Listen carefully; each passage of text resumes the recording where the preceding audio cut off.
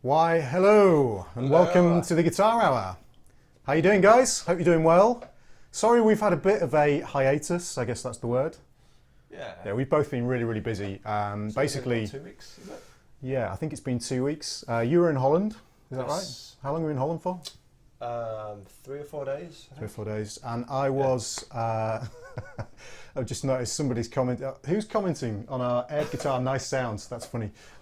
Yeah, I was in North Carolina for the Guitar Summit, and we're going to tell you guys all about that, just briefly, just update you with what we've been doing. Both had a good time. We've got a really interesting topic for today. We're going to basically, we've been dealing with this idea over the past few episodes of kind of the guitar PG. So we like this idea of kind of leveling our playing up and talking about ways that you can sort of think about guitar and practicing and developing your musicianship in terms of developing set skills, basically in the same way that, because we're both gamers to some extent. I'm a big full-time gamer, if you like, and Dan does it quite a bit. We like this idea of developing certain sets of skills, basically in the same way you would do with an RPG. But today we're going to focus specifically on practice. So practice methods, the psychology of practice, ways that you can practice, so on and so forth. And I think this is an area that, like, the reason we're going to do this actually is because Dan and I were talking about this earlier on today. And Dan kind of said something really interesting, so we'll get into that later on. Something that's really kind of eye-opening, and we've all experienced this thing that Dan was talking about. And it was purely just one of the chats we were having, nothing to do with the Guitar Hour. We always say, and I don't know if we've mentioned this before, Dan and I do the Guitar Hour before the Guitar Hour. Yeah, we spend like probably a good 40 minutes in the kitchen, cup of tea, discussing something. Talking and then by about the time we get to this, I mean, I can't remember whether I've already said it here, or I've said it in the kitchen, or if we've done it on another Guitar Hour. But we end up kind of splurging it all out, and then for lack of a better term, let's just swiftly move on past that term. But yeah, basically we kind of talk about a load of stuff, and then we generally find that by the time we actually get to the Guitar Hour, we've already talked about everything we want to talk about. Yeah. So we're basically re-splurging in Dan's words. Second wind. Yeah, exactly. All the stuff that we've talked about. So kind of, a lot of this stuff basically is to do with, just general kind of concerns that we have as guitar players, and you guys will have as well. Hi Kaiser, just saying hi in the chat. So how you doing? Hi everybody who's watching. I hope you guys are well. Another quick thing as well. This is a small thing that I think is quite important, really. If you guys want to, and it's really, really optional, there is underneath the Twitch stream, if you're actually watching this on twitch.tv on your computer, as opposed to on your iPad or your iPhone or some kind of device that's not kind of a standard laptop or computer. If you scroll down, you'll see a link that says something about donations, basically. You absolutely don't have to donate anything. We now have this link that allows you to support the Guitar Hour. And you can donate anything from it's actually in pounds, Great British Sterling pounds. You can donate anything from £1 up to whatever you like. And essentially what we're going to do is everything that people donate is going to go back into the Guitar Hour. We want this to be the best possible show it can be for you guys. We want to have guests on this at points. We've already got 2 or 3 guests lined up that we're going to start doing. I think our first is next week. A guy who's got lots of experience in the industry and a really good story to tell as well. A lot of you guys will be aware of who he is. I won't spoil it though by telling you who it is. That'll either be next week or the week after. We've got some really good guests lined up. We also want to make this more professional in terms of the look for you. So we want to do multi-camera stuff. So we're looking at getting a capture card that allows us to do 3 cameras. You may have noticed if you watched last time, we did 2 cameras. We're not actually going to do that today because we don't need any close-ups. You'll notice we're sat a little bit closer to the screen this time so you can see the guitars a bit better. We're kind of working this as we go. But we want to kind of make things as pro as possible for you. So the image quality gets better. The sound is already really good, actually. I think sound is we don't really need to do anything with that. I think it sounds good. The really guitars well, sound good. The audio is good.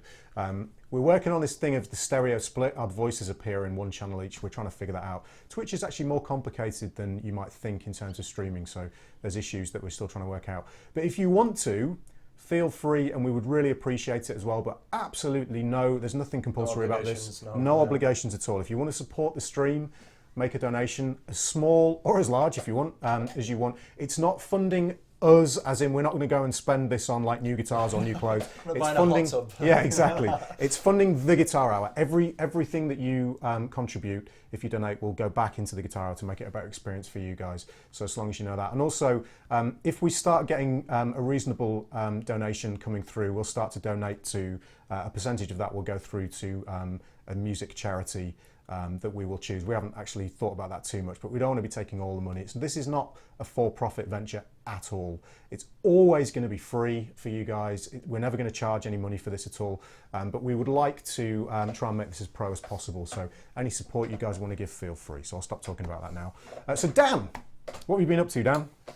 I was in Holland with the Swing Commanders. It's the sort of Western swing band that I'm playing at. I think it's Breda. It's spelled B-R-E-D-A. Don't know why you're asking me. Breda. Well, you've been around. Yeah, well, thank you very much. Splurging all over the place. Yeah, splurging everywhere. Breda Jazz Festival. Right. Which was really good. It was like a really wide, like jazz festivals always are. Yeah, lots and lots of different things. These, really intense kind of, just bebop around every corner kind of thing. But you get a wide range of acts. And I don't know if you've ever been to one of these things before, but they kind of convert the sort of city or town. It's quite small. It was a marketplace, was it? Or is that... No, that was a different video that I saw of you guys. But do they do it in the city as opposed to in a venue? Yeah. So they've got... There's the city, and then there's obviously the bars and venues and things that they have around those anyway. So they have small little things, but then they'll have maybe four or five stages around the sort of town. So there was like a long kind of sort of marketplace kind of corridor type thing, and then at one end there was a stage, and then sort of in the middle, so as people are walking sideways like that, there's one there, and then there was like what they called a Spiegel tent, I believe. Spiegel tent? Yeah, I'm sure Martin will know about this thing. Okay. Which I think is a mirror tent, I think. It kind of looks like a music box from the outside. Sounds dodgy to me. But you go in there and it's all kind of wooden, and it's like pillars, and we played one in London on the South Bank. There was one there. And good gigs? So they were like good audiences, good playing. Yeah, really stuff? good, really good. I think we can be quite a nice little change from hardcore jazz and because we're quite fun, and it's not there's a lot of vocals and stuff like that. It's more of a show. Yeah, I mean, jazz festivals tend to go one of two ways, or both of the two ways. Yeah. So they tend to be either like pop jazz, very kind of like female singers on a piano, kind of like smooth or kind of pop jazz, or the real hardcore end of it. And you guys fit squarely in the middle, basically. It's very appealing and entertaining, but it's also... we've talked about from a guitaristic or a vocabulary perspective, there's a hell of a lot going on, basically. Yeah. So the musos get something out of it, plus the kind of the guys who just want to go up and dance to the swing music get something out of it as well. So it's kind of interesting. There's definitely that. There's that angle of it. There's the sort of, you've kind of got the different eras, and there's quite a few sort of blues kind of guys there as well. There's one, I can't remember his name. There's a guy there that was doing sort of Schofield-esque stuff. Nice. Maybe try and find his name out for you guys. I don't know if he's around to check out, or easy enough to find his name, or is that going to be a problem? I think there's quite a lot of acts on. All right. Well, if we remember it, if Dan remembers it, we'll let you know. You'll like this. We play with a band that have do similar kind of stuff towards that kind of 40s-esque swing stuff. Right. And they're quite big. They've been going about 30 years. They're called, ready for this, King Pleasure and the Biscuit Boys. There seems to be a theme running through today's stream. Really good band though, really good band. Mark McGuigan was saying he saw John Renbourn in a Spiegel tent once, so it's a real thing. Yeah, did not make it up. Absolutely. So that's what you've been doing. I was in North Carolina about a week ago, in Raleigh and Durham, playing at the Guitar Summit, which is the International Guitar Summit as it's known now, which is basically run by a guy called Kevin Wilson. Some of you guys might remember that actually last year when we were doing streams of the Guitar Hour on YouTube, I think I'd just been then as well. And it's an incredible event. I recommend you check it out. In actual fact, one thing you could do if you wanted to, if you check out, type in the International Guitar Summit on Facebook and you'll find the page for it. And there's a DVD of both concerts that's going to be available. Last year's is available as well. You can check that out. Last year, the first one? No, it's been running for about 5 years now, but it gets bigger and bigger and bigger every year. It is the most obscene guitar fest I have ever seen. You will not believe some of the playing that you will experience if you get that DVD. And if you happen to be in the States and want to attend, it's just an amazing thing. They're selling tickets for next year. I'm going to be there again next year. There were guys like Paul Jackson Jr. was there. The guys, Isaiah Sharkey, Eric Walls, guys who play with like famous artists like J-Lo, D'Angelo. Sort of those kind of gospel sort of Yeah, guys. it's a gospel scene basically. A lot of guys who've been brought up in the church that play that kind of music to the most unbelievable level. It's just the most incredible guitar playing I've ever heard and probably will ever hear. Hello, ASD Pharaoh. How you doing? Nice to see you on stream. I'm trying to read the chat at the same time. It's kind of tricky because it's very small on a laptop just beside me. So that's been really interesting going to the Guitar Summit. And I'm only telling you so you can check it out. It's an amazing experience. Get the DVD if you want. Support Kevin because Kevin's kind of like a one-man band with this at the moment.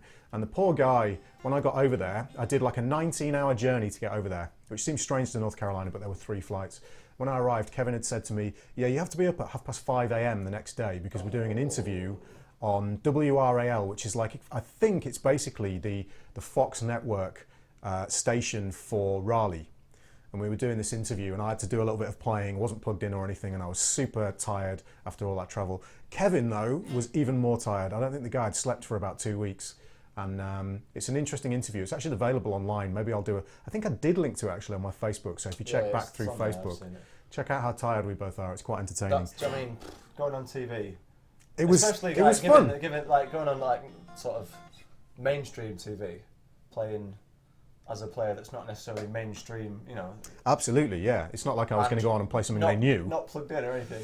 Yeah, and what was really funny is it's amazing when you go over there. Obviously, this is a unique experience if you're not from the US and you're doing something over there, and it relates if you're going to different countries because the US is obviously culturally quite close to the UK, and obviously we share a lot of links in terms of music as well, and in terms of the guitar being this cultural crossover.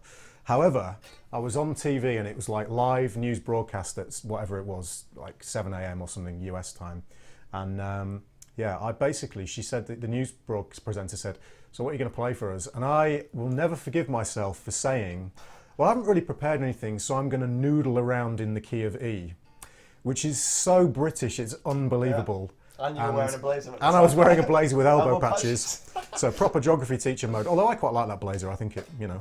Full on Howard Moon. Absolutely, the proper jazz guy. And then proceeded to kind of noodle, you know, just doing like... just noodling around in the key of E, basically. But anyway, it worked out okay, and it was fine, and it was relatively musical, so that's all good. It's all good experiences. You know, at a party and somebody gets a guitar out and is like, play me something. And you're like... Yeah, well, interestingly, this doesn't really... we were saying as well, one of the things that Dan and I do is we write a load of stuff down. Mark, by the way, I've just seen your question. There is some stuff, there's some pictures that are going up on YouTube, on Facebook at the moment. There won't be any video material because Kevin, in order to support the Guitar Summit, because he kind of finances it all himself and with some sponsors, is selling all the footage on DVD. But trust me, it's not expensive. Trust me, it's well worth getting. It'll be some of the best guitar playing you've ever seen in your life. I'm probably the worst thing on there.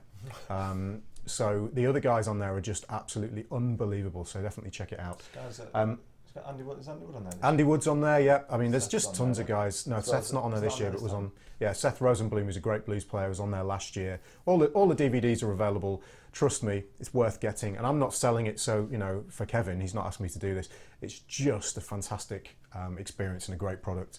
And anybody who goes there will tell you, in some ways, as far as guitar and music goes, it's just life-changing in terms of your perspective of what can be achieved on the instrument and inspiration wise. And if you can get a little bit of that from the DVD, that's fantastic. So yeah, check out the International Guitar Summit on Facebook. But we were saying, one of the things that happens is we write a load of stuff down. I've got notes here for the guitar hour. It's quite a lot of them because we always try and cram a load of stuff in. The magic has disappeared now. This is not purely improvised. However, what's interesting about that is I've still got the notes from last week and I tend to keep them, or last time. and we have these ideas, and then we notice that like 90% of it we don't even talk about because we go off on tangents. The thing is, we can't remember. We come back and you get this. It's like memento. There's just this piece of paper. Right. Don't remember writing that. Did we talk about that? And we have to go back and watch last week's. Yeah, I mean, figure out what's going on. One of the things, by the way, this is Sprout. I think she wants to leave, so I'm going to let her out in a minute. One of the things that came to mind that's a kind of tangential thing that's related to the Guitar Summit is me playing on that TV show. There's an interesting thing, and I think we maybe have talked about this a little bit. That's actually a dog, not a cat. Should be devastated. Yeah, if I lift my guitar up, you can see the dog Sprout there just behind. Basically, there's an interesting thing that happens. If you get very nervous and very worked up about something, like doing something that's high pressure, like a TV show, or a news broadcast or whatever, and it's live, you've got to play something on the spot, you maybe haven't worked it out. There's an interesting psychological thing that happens where everything else that you do is tempered by the fact that you have done something very stressful, and then everything else feels easier after that. It's kind of interesting. So now I've done that once. If I had to do it again, it wouldn't even seem like a particularly big thing. If I've done the story about when I was on a ship and I had to do that whole Julian Banjos thing. I told you this. You've told me the story. I don't know if you've told the guys, so feel free. Well, this was like my definitely first contract on a ship. And it was the sort of welcome aboard show, which is kind of intro show. So they kind of have like sort of 5 minutes of everything. So you'll get like the dancers come out and do a bit with the band, and then you'll get the cruise director, like the head of entertainment, will come out and do his bit. But then there's a couple of comedians that do 5 minutes each. One of them is this guy that would have, I can't remember his name, Kenny something, and he has a guitar, and he just sort of like comedy songs and that kind of thing. And he kind of does like the ship was out of Alabama, I think, and you used to get a lot of guys from Arkansas on there. Yeah. So he did this little callback to, here's one for the Alabama folks, and plays, the Julian Banjos thing. And I'm supposed to play it back to him from the pit. So he plays it, and then I'm supposed to do, and then he goes, wise guy or whatever. Just gonna let the dog out. And then he's supposed to play something. He's like, follow this, Junior, or whatever. And he plays something, and I'm supposed to like do this ridiculous shred. But I got so worked up about it the first time that I just completely forgot how to play. Yep, cabbage fingers. The only bit I got right was to go to this big A chord, and then you didn't go. No, that would have been good. Yep. So, I did that bit, got the A, and then after that, where you've got that thing, and this is probably quite a teenage mindset of where all you're thinking of, I've got to play something fast, I've got to play some of the most flashiest Hollywood shit going, and I got myself that stressed out, I could not remember how to play, could not remember anything, even things like trying to grab bends, I did the whole,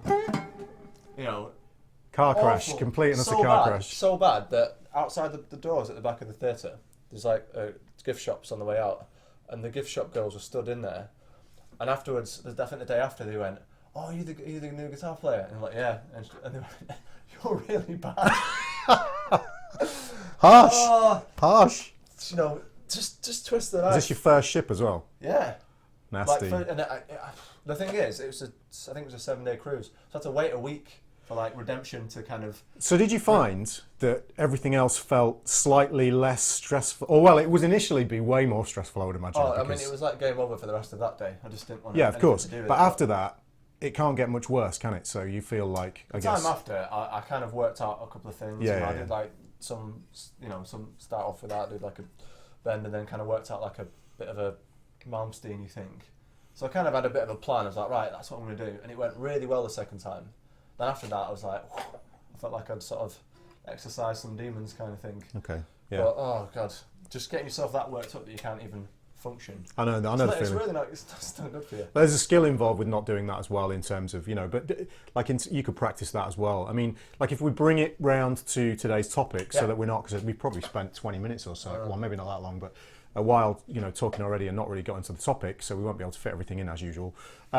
But this whole idea of practice, basically, practicing the guitar specifically, but the way that guitar players tend to think when they practice and the problems that you might have. And the reason this came up is, and I don't know if you want me to mention this or not. No, it's completely fine. Well, you tell the guys what you said to me earlier on. And the reason this is interesting is because I have this thought in my head almost on a daily basis. So what we're going to tell you now, and the way we kind of think about these things in terms of practices, we really should be following our own advice as well. But often, you know the way these things work, you tend not to think about these things. Well, you'll understand what I mean when we talk about it, but we should put it this way: both of us should be following the advice that we're about to give you. So don't think that we're perfect at this.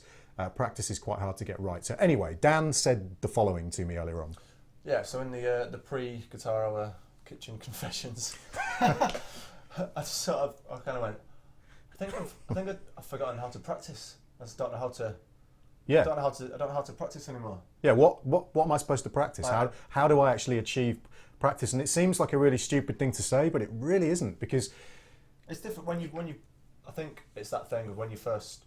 If you don't know anything, I think I've said this before, but if you don't know anything, it's quite easy to see the first rung. You know, you do one step, but then imagine the next step has got a step that way and a step that way, and then the next step has got twice as many. Well, I think we've mentioned this analogy on the guitar hour before, but it's the Wayne Krantz thing. Wayne Krantz talks about, basically, as a guitar player, you open a door because it's kind of an interesting door. It might say, like, for just straight off the top of my head, it might say sweep picking, and you open that door, and there's 25 other doors that appear in front of you. Those doors have 25 or 50 other doors behind them, and you just constantly have this horrendous. Yeah, it's just, you know, a nightmare of kind of stuff, basically, that you could practice. And if you think about, just start in your mind, if you try this now, just listing all the things in your mind that you could potentially practice. And we're going to be approaching this initially from the viewpoint of somebody who wants to get good at a specific kind of guitar playing. So not somebody who wants to be an all-round general kind of guitar player who wants to be good at country, wants to be good at jazz, wants to be good at rock, wants to be good at fingerstyle. Somebody who wants to be good at a particular style, and obviously for Dan and I, that tends to be improvised music. So I'm not going to put a genre term on it, but improvised music, so jazz, fusion, you know, whatever. Yeah, some stuff that's got vocabulary in it. And getting the sounds and, you know. Okay, so that's where we come from for this particular kind of topic. But it's interesting that when you sit down, it can be a complete and utter options overload. Like my fiance, she'll kill me for saying this, when we go to a restaurant, if she sits down and the menu's got more than 4 things on it, it takes her forever to choose what she wants. And she'll admit to it. It's not a problem. It takes her forever. And I always warn the waiter or the waitress, you know, you need to come back in about 20 minutes, to be honest, because this is going to take forever. Hopefully she won't see that.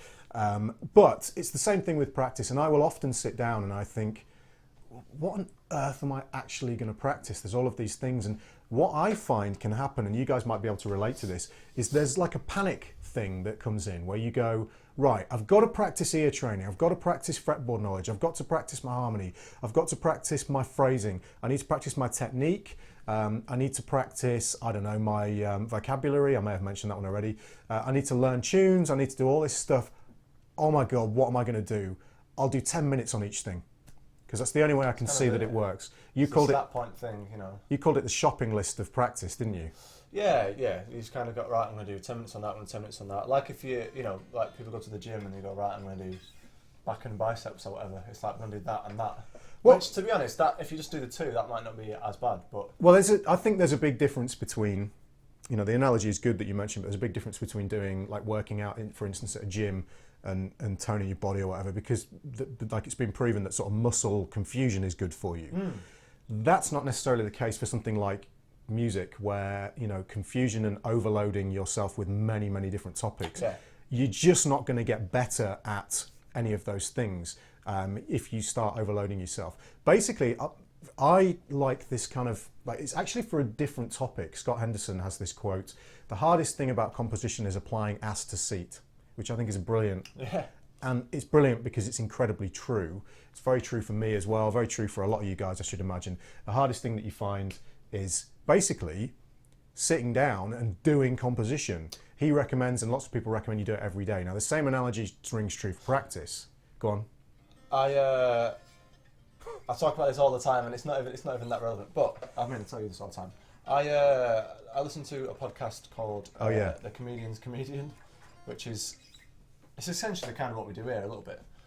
which is it's a comedian talking to other professional comedians about the writing process and about, you know, how they do on stage and stuff like this, and it's fascinating to hear. There's like so many parallels between the music thing and the performance and all that kind of thing. But they mentioned about the writing thing and composition. It's Roald Dahl. Right. Yeah, he said he had this sort of shed that he'd go down to, and he would just go down there between, say, 10 and 12, and just write whatever. Just write. Even if it wasn't. Yeah, just at the end of it wasn't great. It was the process of doing it. Stuff at a wall kind of thing, and then he'd come back at 2 and 4 and do the same thing, and then by then it'd not even really, you know, be that precious. And then by the end of the day, you'd sort of look back and go, oh, you know, there is a little bit of a seed there or that. It might be total shit, but probably not. But it's that thing of actually just doing it. Absolutely, absolutely. And that rings true, certainly compositionally, that whole thing of doing it every day, whether it's good or not. That also rings true for practice, but the goal is to do good practice. That's important to state. You should be doing good practice. I just want to say as well, apologies for not looking directly at the camera. I'm actually looking at the screen. Our camera's off to one side, so apologies that we're not looking directly at that. It kind of feels a bit weird to look up there. Practice, basically, the thing that applies here is the main thing with practice, and I think there's two things really, is first of all applying as to seat. So doing it, not kind of thinking about it and then just sitting down and noodling. So we're going to talk about separating practice and playing. I think we've talked about this on the guitar hour before in the previous set of guitar hours, but we're going to approach this from a slightly different angle today. And the other thing is, stop doing the panicking about, well, if I work on this, I'm not working on all this other stuff. So I better do that just for a little bit of time and then work on that and then that and then that and then, you know, all of these things. Because a really important thing about music, and none of what we're saying here is facts. This is our opinion on practice, obviously. But I think it's grounded in, you know, we've both done a lot of practice and we both have thought about this a great deal. So it's grounded in something. It's not just you know, just random nonsense we're spouting here, obviously. The idea in terms of actual practice here is that, you know, elements of music are not mutually exclusive. So if you work on, let's say, ear training. Now you can't just have the topic of ear training. We talked about it last week a little bit. It's too wide a topic, okay? But people then start to get worried out, okay, I'm working on my intervals. So I'm working on remembering what a fifth sounds like. Okay, so I learn that interval, bum, bum. Again, sorry for the singing. I'm not a good singer, but just to give you the idea. While they're working on those intervals, they're working on what does a fifth sound like ascending? What does a flat 7 sound like ascending? What does a third sound like descending? They're thinking to themselves, well, I'm not actually working on my scale knowledge, singing scales. I'm not actually working on singing through thirds and sevenths through progressions. I'm also not working on singing through arpeggios, singing through inversions of arpeggios. Don't worry about it. These are not mutually exclusive things. If you work on your intervals, you're working on your ear, okay? The point is you want to practice that until the point where, don't worry about mastering it, because mastering something is very, very difficult. It just is, yeah, it's a non-term really as far as music goes, because there's always going to be someone who's slightly better at it than you, so who's mastered it, you know? It's just a constantly moving target. It's not worth pursuing the word mastery. Do it until you're comfortable with it to the point where you can do it really adequately for the style that you need to play. Do it until it works for you. Do it so it works for you. So again, building relative pitch. And if you've worked on that fifth interval, well, that crops up in the major triad, crops up in the minor triad, and obviously because of that, it then crops up in the the dominant seventh arpeggio, which has got the flat 7 interval in it. So if you've practiced your flat 7 intervals, the major third, if you've practiced that as a separate interval. Whilst doing one doesn't necessarily make you really good at the other thing, it informs it. So you don't need to worry about the fact that you're not working on all of these things specifically. Just the art of applying, as Scott Henderson says, as to seat and doing some practice that's very involved and very specific, but is lengthy and allows you to get better at it, specifically better at that one thing, is going to make you a better musician in the long run. Okay, and at the same time, you know, don't neglect other things about your playing. So if you're working on that fifth and you're playing it, make sure the finger placement is good. Don't be sloppy with that. You're always working on your technique. And this is something else we're going to come on to specifically with technique. Have I got a weird thing with the mic? Yeah, I think actually, I don't think it's. I don't think some people are talking about the stream quality. I don't think when I'm looking at it on my computer, it's absolutely perfect. So it might just be general kind of internet issues. Certainly, as far as the stream being uploaded and then downloaded, it's not a problem here. So I don't think there's anything wrong with the actual stream, guys. But thank you for letting us know. Yeah, it's primarily about just being consistent with something and practicing one thing until you get really good at it or much better at it. I don't know if you agree with that. Well, I mean, we talked about this before, and I mentioned the like when you're first learning something, you're not practicing necessarily. Well, you are practicing to get better, but I guess in the other days you're just practicing because you've just got that fire and you just want to do it. But one of the other things is like the band I'm in now. I think I've been in it just about a year now, actually, and before that, I'd played in the cruise ship thing, and I did some big band and swing stuff, but the sort of Western swing style, which is a lot more specific, I wasn't really that aware of, a year ago. Right. And I've had to do that for the band and for the job, and because I have a very specific outlet for that, every week. I've spent time on that, trying to get that better. That has come on massively. Now, I wouldn't necessarily have just practiced that one thing, like the comping style, if I didn't have a gig. If I didn't have the gig to do it. And I think it is just doing that one thing. I mean, I said to you yesterday, I spent a couple of hours just on one standard, and by the end of it, you do find notice little things, and you're getting through the changes in a different way than you normally would. I think we talked about, sort of going for the same intervals and going for the same resolutions and stuff just out of a strange habit. Yeah. Like my example for this week, I mean, I have practiced almost exclusively because a friend of mine, a bass playing friend of mine came around and he was talking about playing Countdown. Now, I'm really into harmony on the guitar. I'm really into kind of fretboard knowledge. Where is the chart for this? I don't know what I've done with it. I think the dog has gone to practice. The dog's gone to practice for definite. What did I do with Countdown? What did I do with the music stand? It must be over here. Basically, I've been playing this tune. This is a Coltrane tune. And I've been using it as a practice tool, if I can actually find it, which it may not be here. Oh, there it is. Now, this tune is generally considered, it's really quite a tricky tune. It's got loads of changes in it, and it's at like 300 BPM. It's fairly insane. If I just prop it up there so I can see it. So I'm looking at the chart, guys, when I'm looking over here. Now, what I've been practicing with this is specific elements of fretboard knowledge. Also, we realised the mics are swapped around, guys, in terms of like me being on the right-hand side of the screen, but being in the left speaker. We're trying to sort all that stuff. I don't know why Twitch does that. It doesn't, like, they're not panned on the audio interface. I don't know what's going on with that. It's a Twitch thing or an OBS streaming thing, so I have no idea why that's happened, but we'll try and sort that out for you. Apologies, I realise it's annoying, but right now we don't have a solution for it, but we'll try and figure that out.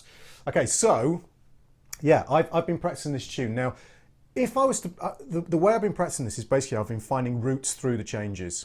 Okay, so for instance, the changes are E minor 7, and don't worry about remembering these guys or anything. You might want to, if you're a real guitar nerd like me, you might want to write them down or look for the chart if you've got a real book with you. But you'll get an idea. So E minor 7, F7, it's half a bar each as well. Yeah, half a bar each. B flat major 7, D flat 7, G flat major 7 to A7 to D major 7. That's just the first 4 bars. So like. Oh, sorry, let me do that again. And you've got to play over that, okay? Now, my consideration in terms of practice, and I'm going to try and break this down for you, is not anything to do with music at this stage. Because it is to do with music, obviously, because we're dealing with music as a subject. I'm not worrying about how musical I sound. I'm not worrying about anything except can I see this on the fretboard.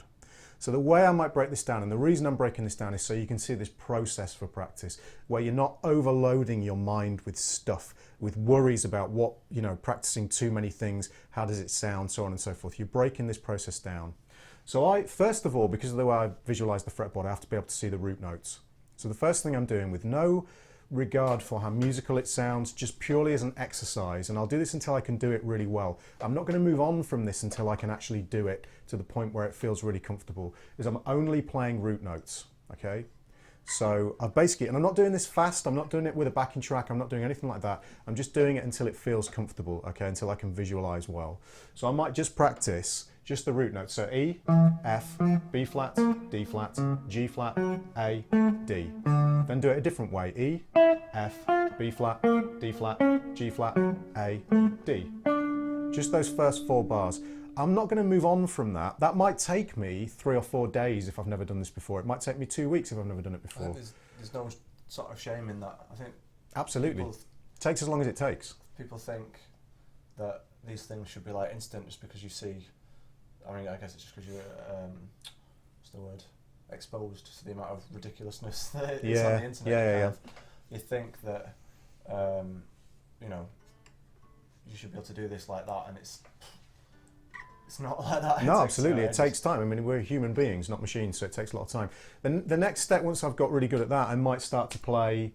I might start to look for chord tones. Okay, so the reason I'm looking for the root notes is because I want those to be able to visualize. Okay, now this is not something you would do straight away if you were a guitar player. Obviously, we're talking about you've developed to the point where you want to be able to play over these more complex changes. It's one example that we can use. Okay, so I might very, very slowly spend a huge amount of time not worrying again about how musical this is, but just developing my knowledge of where these things are on the fretboard. And I've been doing a lot of this week, but I'm not worrying about how fast it is. I'm not worrying about how musical it sounds. Those are considerations that can come in later. Okay, I am literally doing stuff like this. I'm going to play 4 notes on each chord. Okay, I might start by playing 2 notes on each chord or 3 notes. I might, my thing is I can play 4 notes on each chord now. So we get.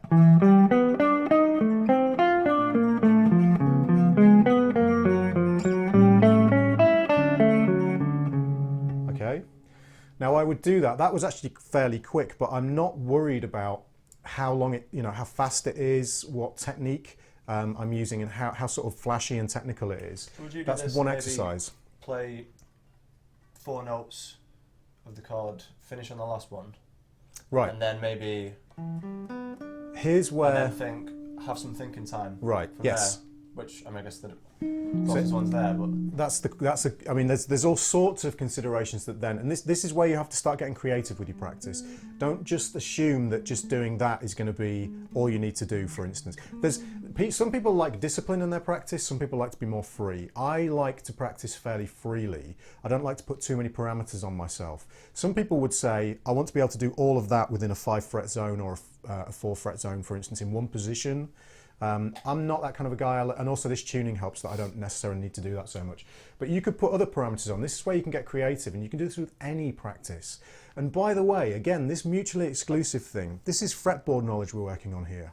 this covers so many other. Well, absolutely. For instance, before you, I mean, obviously this tune's quite far down the line, but it's really good for these kind of exercises. But for a start, if you need to know the root notes, then the next thing would be you need to know all the arpeggios of that, and then you need to be able to Well, I would go even not the arpeggios, but the intervals, because arpeggios suggest that I'm playing like you could do this exercise like and play the same shape for every single thing, so on and so forth. That's a different kind of thing. That's a very fixed thing. I like this to be a little bit freer. But what my sort of point with this is about it not being mutually exclusive. This is working on your technique, because you have to be able to pick everything cleanly. Everything has to be super clean. We tend as guitar players to think about technique as what's the flashiest thing that I can play, So this is what we think of as a technique.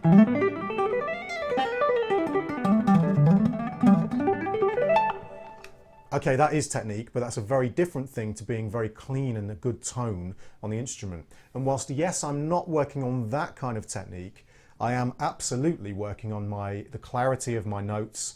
And it seems like a simple thing, but when you're improvising like this and you're trying to do fretboard knowledge, those kind of considerations can go out the window, and you sometimes find you get very lazy with finger placement in terms of using the tips of the fingers, the pick, get very lazy in terms of things. A masterclass a while ago where when improvising, your technique drops by about 30%. I think you might have said whatever more. You said so.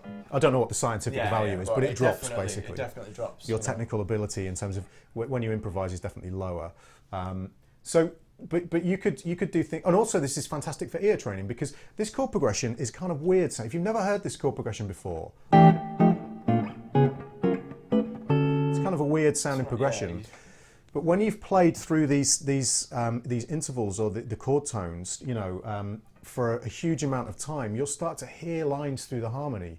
So when you have to improvise, you're hearing melodies. Like I can hear my way through this harmony, no problem at all now. I can hear melodies in my head. I can hear all the chord tones, so on and so forth. Trying to read the chat as well. So all of these things work together. So the fact that I'm only working on fretboard knowledge here, in terms of that's what I'm telling myself I'm working on lots of other musical skills as well. Auxiliary things that are going to get dragged up with it.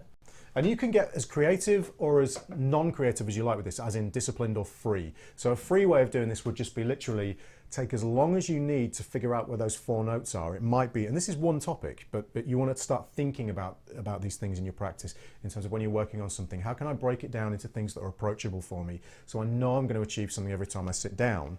So it might be like, here's an E. Okay, let's look for another interval. I can play this 5.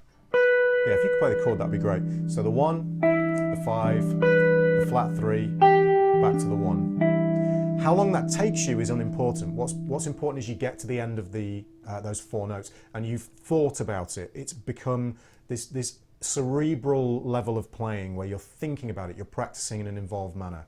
Okay, then I would move on to the next chord. So I can see, here's an F, well here's a flat 7, 3, 5, flat 7. Next chord's B flat. So this again, it takes as long as it takes. There's no backing track here. There's no rhythmic or time-based framework. I'm just doing this one exercise, but it's informing other parts of my playing, my ears, my technique. So here's the 3rd, the 5th, the major 7, and the 1. I'm slightly out of tune, sorry. Then the G flat, so I could play, this is the 3 again. D flat, so this is the 5, 3, and then the 1, and then the flat 7. So on and so forth, okay? Because that's going, would you always start with the 5th and later on you might go, right, I might alter it?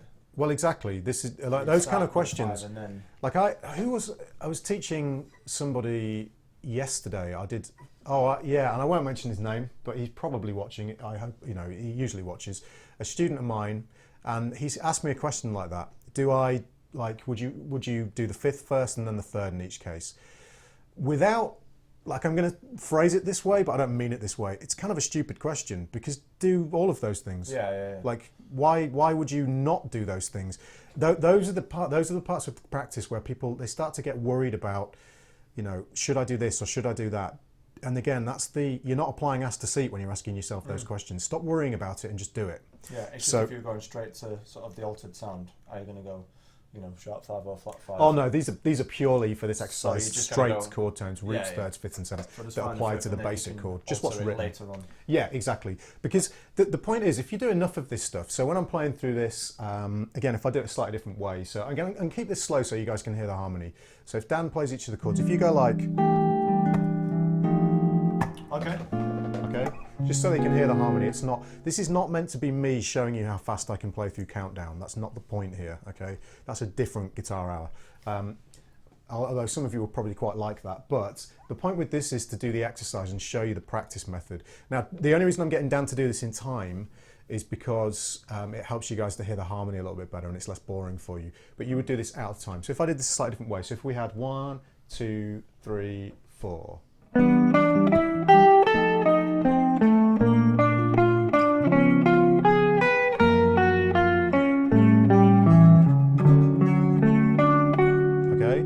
Now, when I've got that, when I've mapped that out all over the fretboard and I feel very, very comfortable with it, that might take 2 months, it might take 3 months, it might take a day, it doesn't matter. It takes as long as it takes. People will always ask, and I think, again, we've mentioned this on the Guitar Hour, people say, well, how long is it going to take? It's like, well, I don't know. It takes as long as it takes. How much practice are you doing? What have you done before? So on and so forth. All of those things are arbitrary and impossible for someone to predict. You know. And this is quite, you know, this is not...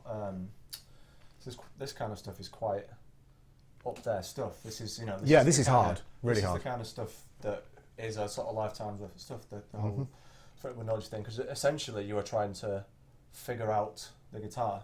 Yeah. You know what I mean? Although it is quite specific because it's a tune, but that thing of being able to know where all the chord tones are of any given chord at any position at any one moment, that's massive. That's not, you know, that's not like, can I play a D?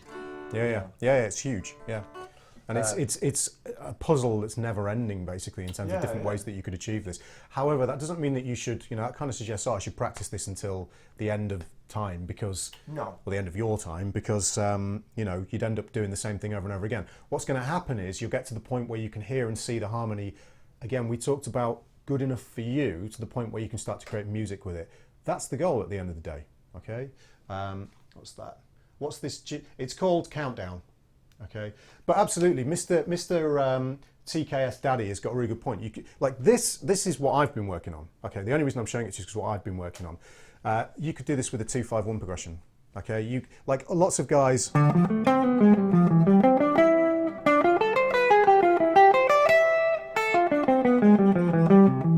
That's the same piece of information represented over a 2-5-1 progression in C, and you could practice that. And eventually, what's going to happen is it's going to become more and more and more and more and more musical. Okay, you're developing those skills by seeing the fretboard knowledge, you're developing your ear. You don't have to keep practicing it. You just have to keep doing it until it's. Keep practicing it ad infinitum, I should say.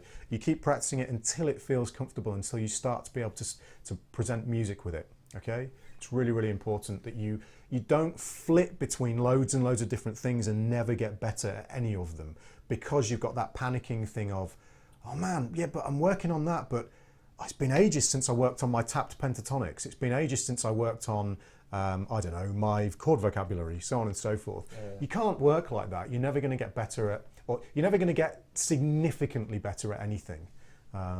So how long you work on these things is entirely up to you, but it's all about applying ass to chair and having discipline. Yeah, and I guess like practicing different things. Like we said, some things will have these like auxiliary things that will come up with them. Like if you're practicing, tapped pentatonics, not that there's anything wrong with that, but the things around that you're probably that are going to come up with it are probably not as wide as maybe doing something like that. Yeah. That's going to cover a lot of ground. Yeah. So it's sort of weighting it, but at the same time, it's just, what is it? Shut up and play your guitar. Is that the phrase? Yeah, shut up and play guitar. I think. Let me just see. I think you can do a lot of practice with a 2 birds, 1 stone approach. Absolutely. Instead of worrying about fitting in time for every individual subject. For example, transcribing, you get vocab, ear training. That's a fantastic point. A really fantastic point. If you do, one thing involves a huge amount of musical elements. I've been practicing my fretboard knowledge. That involves a huge amount of musical elements. I can then start to get more creative with it. So, like once I've got that down, I can start to think, okay, well, I'm going to practice specifically with a certain technique. So this is where it gets creative. So I might do all of that with legato. I can't quite. On the guitar hour, if I try and remember the changes, it's bound to screw up. So instead of picking everything.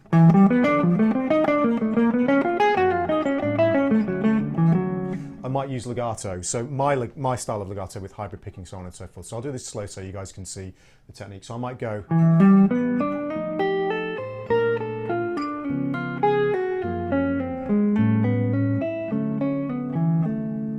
Okay, now again, what I would do is I would do that so much that I get to the point where I feel comfortable with it.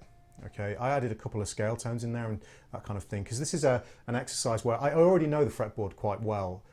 For this particular exercise, so I can add things in and so on and so forth. So there's always an element of experience that comes in, things you can add into your practice. But I'm not going to do that for an hour. I'm going to do that for a week maybe. I will also, by the way, this is really important as well, and again, I don't always follow my advice with this. I will, just like the rest of you, I will sit down and start,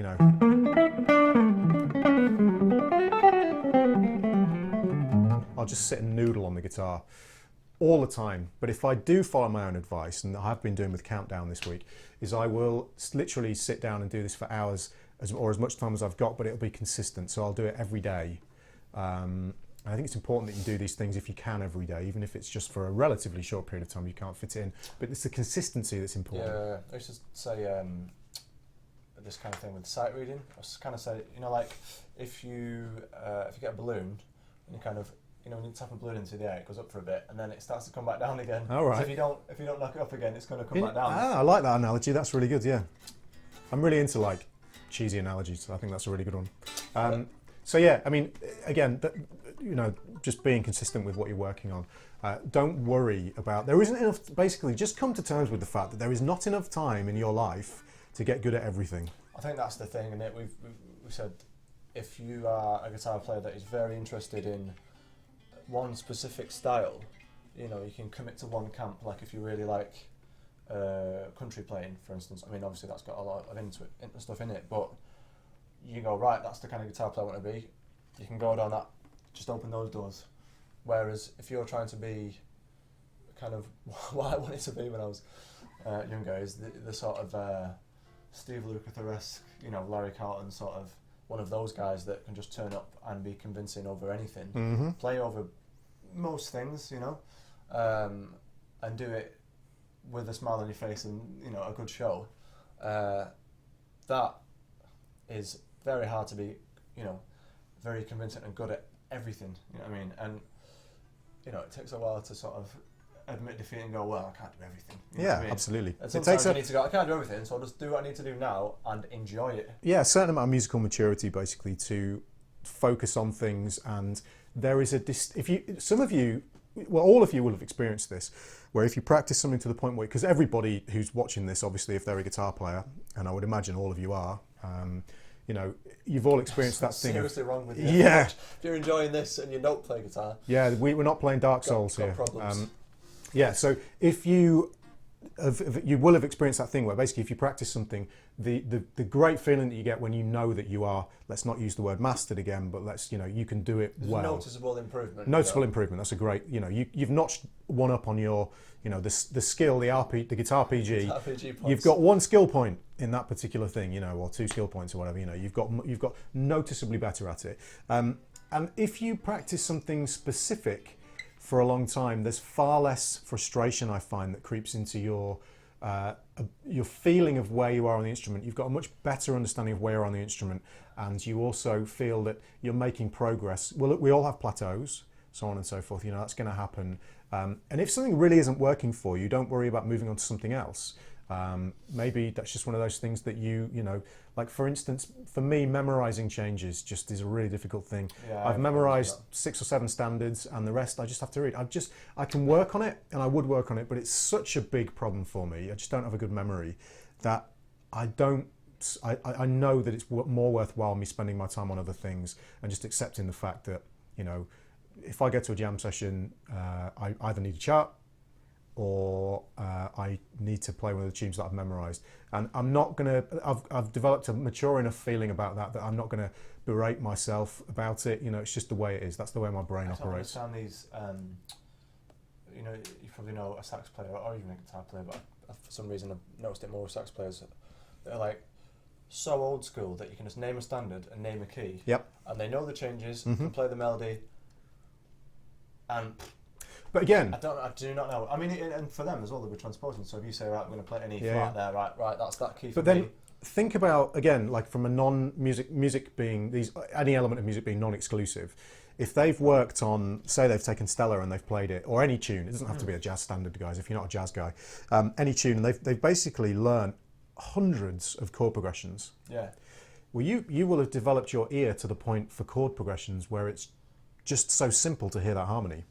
Yeah, unless it's like a really obscure, weird tune, but yeah, you know, but well, even then, you know, know, even then, it will be informed by how good your ear is. Yeah. And you won't have to. And if you've gone through the process of learning stuff in lots of different keys, up to a point, you don't need to learn tunes in the keys anymore. You don't. There's no memory or learning process. I mean, it's just a language that you speak. Yeah, exactly. After a while, they're quite easy. You know, jazz is a very specific language in terms of harmony. So, you know, usually anyway. So it's kind of interesting in that regard. So that's kind of our take on practice. Now, again, like we would love you guys if you want to kind of chat to each other about this, have recommendations for each other and stuff. You know, the chat doesn't have to stop here. Go on the Facebook page. You know, people aren't really utilising it that much. You know, you guys can go on there. I think they can. Can they post on there? Yeah. Yeah, you guys can post on there, start chats, whatever. The Guitar Hour on Facebook. Feel free to give people your own recommendations. Post, Yeah, give people your own recommendations about practice, your own experiences. Like, try and help each other out. Basically, this is like, you know, a community. There's like how many? There's you know, quite a lot of guys watching. So you guys feel free to help each other out. You know, give your own recommendations. We're not trying to cause some kind of crazy revolution, but no, you know, it's definitely the community thing is definitely the right word for it. Yeah, you know, because it's just. This is not us preaching to you guys about what we do. You guys help each other out as well, you know. It's supposed to be interaction. Yeah, you're kind of just as big a part of the Guitar Hour as we are, because if you didn't watch it, then we wouldn't do it. And the more you get involved, the more it means that we're not racking our brains to sort of find things. Not that we have really a lot of things to talk about, but it's more relevant if you guys put something forward and say, "Oh, could you maybe talk about this?" or "What do you think about this?" Because absolutely, feel free to. What we don't want it to become, just so you're sort of aware, if someone specifically says, "Can you show us 25 different licks over a minor 7 flat 5 chord?" Well, that's not what we're here for. We're not going to be like, "Can you tell us about how melodic minor harmony works?" That's not. It's not supposed to be a lesson as such. No. It's more discussion of concepts and ideas for guitar. Just like a forum, Yeah. So if you want to, exactly, stories, funny stuff that hopefully funny stuff will happen in between these usually. To me. Yeah, usually to you, yeah. So if you want to suggest anything, guys, bring up a topic of conversation. Make sure it's something we can talk about at reasonable length, not just like a very quick thing. We're going to do sort of a gear one at some point as well, so we can talk about the gear that we're using and my recording equipment and stuff. I'll show you how I record some of my stuff, and I am at some point planning on doing some live streams of my practice sessions, so you get to see literally how this is, how my practice sessions work. Leonardo, hello. You absolutely can ask a question directly on the chat. Feel free. You can type whatever you want on the chat, as long as it's not like abusive or whatever. And I know you wouldn't type something abusive because I know you and you're a cool guy. So feel free. While you're writing your whatever you're going to write on there, we have a couple of other things we want to do. We've done about 50 odd minutes. So we've got a couple of other things we want to do. We've also got this kind of last time we did this Lydian thing. We're going to do a Phrygian thing today, but again, we're approaching it from an angle that's possibly slightly different to what you might be used to.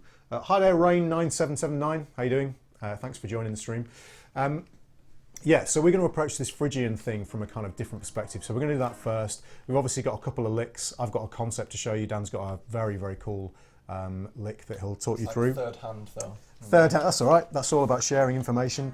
And we did have some other stuff to talk about. We'll kind of forward that onto the next episode because it's. I think if we get the guest. Yes. It'll be a very interesting one next time. Yeah, for sure, absolutely. Better to do that than to try and cram it into 5 minutes at the end. Yeah, for sure. So let's talk about this Phrygian thing, and then if Leonardo's got his question in, we can have a look at that. Hi there, Simon LL87. How you doing? Hello. Thanks for joining the stream. Now Phrygian, it's an interesting thing. If you know anything about harmony, and again, this is not going to turn into a big lesson about kind of like modes and stuff. I just want to give you this as a kind of taster of some things you can do. Modes. If we're in the key of C, and again, because I'm tuned slightly differently, my C looks like your C minor, guys. Don't get freaked out. I'm tuned different. Yeah. Look at Dan's fingers for what's actually going on. So C major 7 or C. D minor 7 is chord 2. E minor 7 is chord 3. And we generally, if we play a C major scale from E to E, we get a Phrygian scale. Now this is not going to be a big discussion about modes, remember. You guys feel free. You can talk about modes till, as we say in Britain, the cows come home. Feel free. That's not why I'm teaching you what I'm about to teach you. It's purely a chordal thing that you can, like little bits of information that you guys can use in your playing. That E Phrygian scale, if we play C major from E to E, up an octave. The Malmsteen video, it's like heavy E Phrygian. Oh yeah, right, yeah, exactly. Oh, amazing. It's just one minute overdub. He just keeps going. Heavy E Phrygian. Great bit of internet. Ingve rules. I love Ingve. Are we cordial? That's an interesting comment. So, I think we are. So if we've got the chord there is E minor. Now the interesting thing about that E minor is it tells us very little about the Phrygian mode or the Phrygian sound. It sounds like a minor chord. Now there's an interesting thing that happens. If we want to get a really Phrygian sound for that chord, there's specific notes in the scale, the intervals in the scale that give us that Phrygian sound. And those are the flat 2, or the flat second, which is E to F, so F, okay?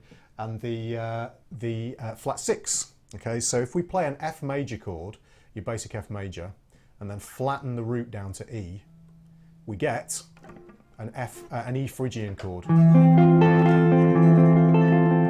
Okay, that sound it's basically that shape for you guys. There's my F bar chord kind of sound, and then I move back a fret essentially.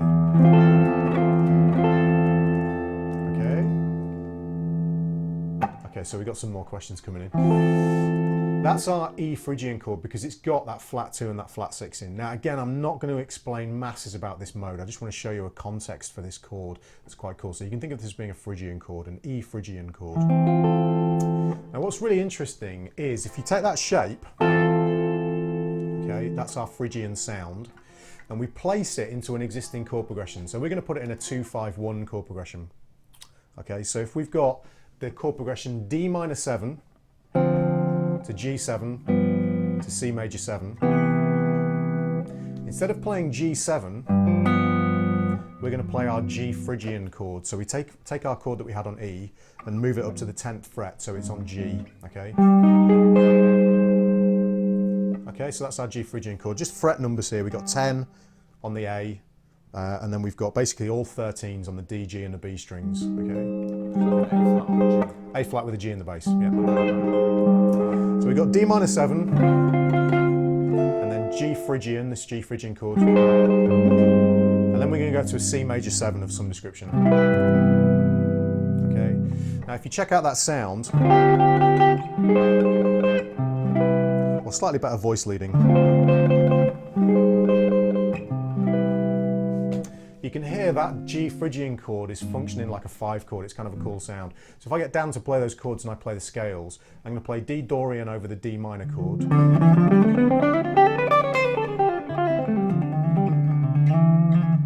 I'm going to play this G Phrygian.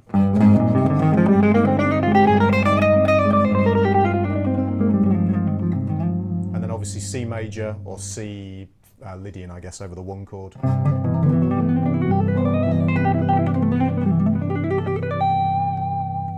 Okay, so one more time without me chatting in between. So if we have like that kind of a vibe, yeah, so on and so forth. 1, 2, 3, 4.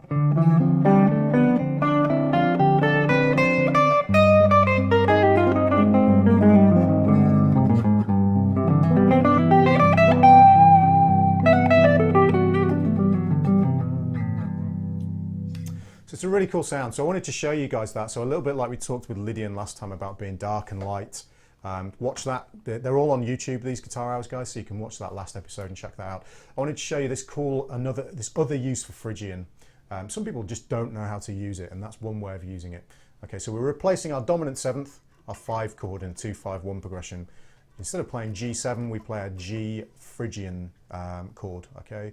I'll write that out for you as well. I'll just write that chord shape out so you've got it as well. Some of you guys will be able to figure out other ways of playing it. But again, it's just little bits of information. I'm not doing a full lesson on this or anything, but just a little bit of information. Okay, so that's our Phrygian thing. That's our chord of the episode, if you like. And then just to finish with, we've got these 2 licks that we want to show you, or these ideas that we want to show you. Mine's an idea, Dan's is a lick. So I'll let you go first, Dan, if that's all right. All right. This is we mentioned the Guitar Summit briefly before. This is kind of this is actually something I stole off a mate of mine a couple of days ago. It's kind of like a Mark Lettieri thing. Kind of gospel-y. Yeah. You know, he's in Snarky Puppy. Yeah, that was all I was going to say. Really, really tasty player. So C major 7, whatever. The lick goes like this. Do it with a bit of top because that's always good. It's just the coolest thing ever.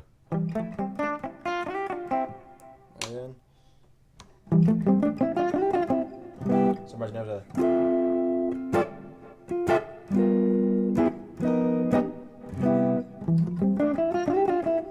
So over the 1 chord, I'll play the chord for you. I don't think I can do that in my tuning. I'll probably not. We won't bother bore you with me trying to figure that out now. But I'll do it really slow. So you get.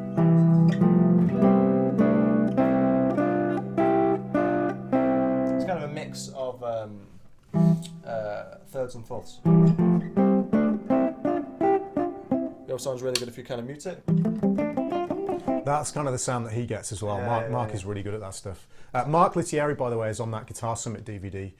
He's absolutely ridiculous on it. He's playing with Bob Lanzetti from Snarky Puppy, so definitely check that out. And if you've not checked out Snarky Puppy, what on earth have you been doing with your life? So I've got a concept to show you. By the way, obviously, of course, that will be written out on Dan's yes. Facebook page, Yes. on the Guitar Hour Facebook page, and on my Facebook page as well. So you guys can see that. You don't worry that Dan's not actually shown it to you as such in terms of breaking it down. It will all be available on Facebook. Okay, my thing is a concept. Basically, this is a way of constructing chords that are kind of interesting. I'm going to have a look at the chat in a second, guys. Just want to kind of see. I know Leonardo's got a question in there that I'm going to read in a minute. So I'll just show you this and then I'll have a look at what Leonardo's written. I think I kind of get what he's asking. Now, this concept is generally you'll build chords stacked up in thirds. So all of the chords that we know, C major 7, D minor 7, you know, any of these chords are built up using thirds. Now, I'm going to show you a little concept and I'm going to write a few of these out for you over an A minor chord where you can stack sixths together, okay, diatonic sixths.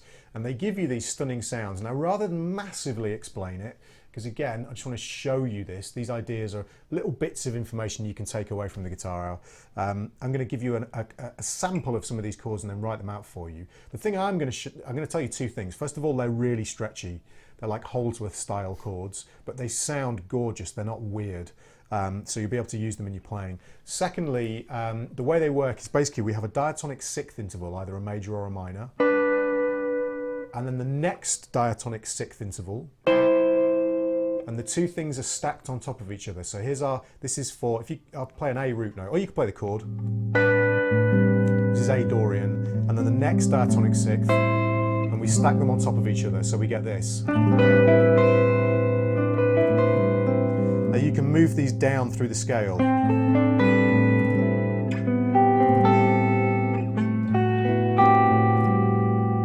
So they're absolutely beautiful in terms of the sound. Sorry. Oh yeah, that would be epic.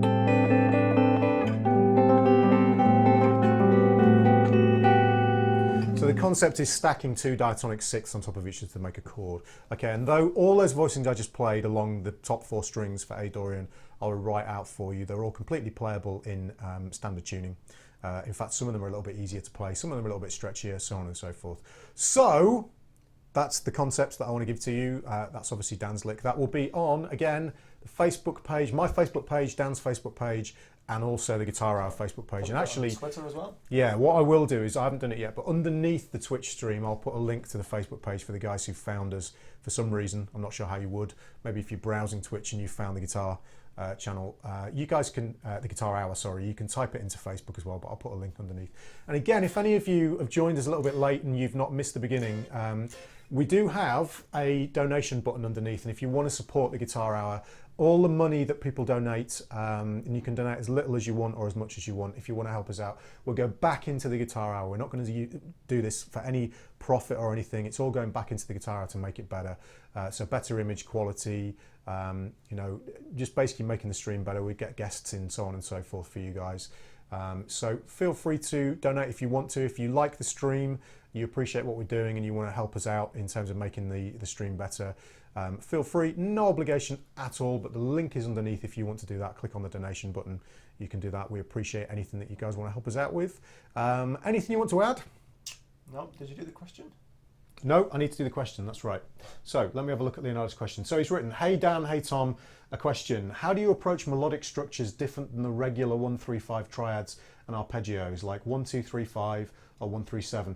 Do you have a system with the choices you like, or you improvise those? Sorry for my English. No problem, Leonardo, I know exactly what you're talking about. So Leonardo's talking about, for instance, on the countdown tune that I was playing before, I was playing all chord tones, so 1-3-5-7.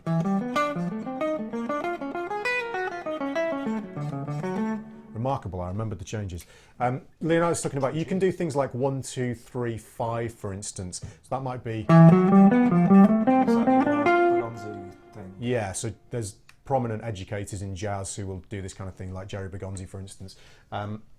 So the way I approach those is purely from an improvisational perspective, but I'll practice as many of them as I can. So I have actually definitely sat down and practiced on like giant steps, for instance. All those kind of exercises.